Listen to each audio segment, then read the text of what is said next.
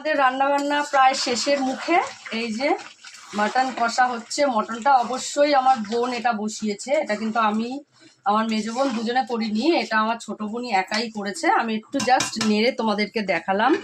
Mutton কষা হচ্ছে। আচ্ছা এখানে দেখো, এখানে হচ্ছে, এই দেখো এখানে হয়ে গেছে ইলিশ মাছ ভাপা, আমার বোন করেছে, ছোট বোন করেছে এটা।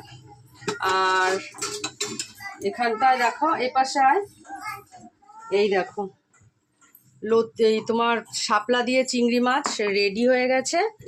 এখানে হয়েছে কচুর শাক ইলিশ মাছের মাথা দিয়ে। আর এখানে দেখাচ্ছি দেখো, এই দেখো আম দিয়ে টক ডাল। অবশ্য এখনো বড়া হবে, বড়াটা এখন একটু দেরি আছে। আর নিচে এখানে ভাত এখানে রেডি হয়ে গেছে, ভাত হয়ে গেছে। তাহলে চলো, রান্নাবান্না তো কমপ্লিট, প্রায় শেষ। খাওয়া দাওয়ার সময় আবার দেখা হবে তোমাদের সঙ্গে।